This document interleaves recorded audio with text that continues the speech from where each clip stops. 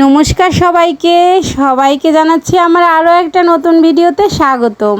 আর আজকে আমি সুন্দর একটা জায়গা আপনাদেরকে ঘুরে দেখাবো। আর কার কার এই জায়গাটা পরিচিত মনে হচ্ছে অবশ্যই কমেন্টে জানাবেন কিন্তু, কারণ এটা কিন্তু একটা পর্যটন কেন্দ্র। বাংলাদেশ সহ বিভিন্ন বাইরের দেশ থেকেও প্রচুর মানুষ এই মন্দিরটা দেখতে আসে। আর এতই সুন্দর এই মন্দিরটা, যারা এখানে দেখতে আসেন তারা তো অবশ্যই ভিডিওটা দেখে মনে করতেই পারবেন যে কতটা সুন্দর। আমি বলতেছি সেটাই শুধু না, যারা দেখছেন প্রমাণ পাইছেন। আর যারা এখনও এই মন্দিরটা দেখতে আসেন নাই, অবশ্যই আমি বলবো যদি বাংলাদেশের ভিতরে হয়ে থাকেন একটাবার হলেও এই মন্দিরটা দেখতে আসবেন। আর যারা দূরদেশের মানুষজন আছেন তারাও অবশ্যই আসবেন, এতই সুন্দর। আর হ্যাঁ, বলতেই তো ভুলে গেছি, এই মন্দিরটা কোথায় অবস্থিত।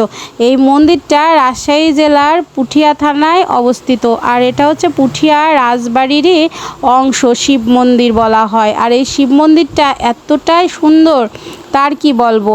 আমি কিছুদিন আগে এই মন্দিরে পূজা দিতে গেছিলাম, খুব বৃষ্টি হচ্ছিল সেই দিন, তো ভাবলাম একটু ভিডিও করি। খুব তাড়াতাড়ির মাঝে আমি ভিডিওটা করছিলাম, তার উপরে আবার ভিডিও এডিটের মাধ্যমে একটু স্পিডটা বাড়াই দিছি যাতে ভিডিওটা ছোট হয়, কারণ কেউ বড় ভিডিও দেখতে চান না।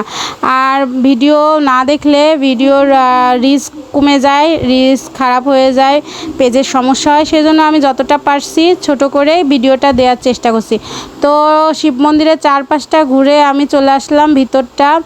এই দেখুন ভিতরটা কতটা সুন্দর। আর আমরা যেদিন গেছিলাম সেদিন তো বৃষ্টির জন্য কোনো লোকজন ছিল না, খুব নিরিবিলি ছিল।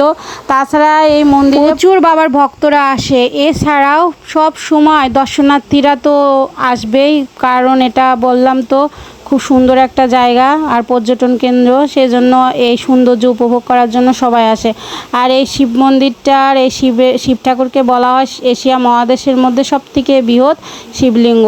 তো সবাই বলুন হর হর মহাদেব। সবাই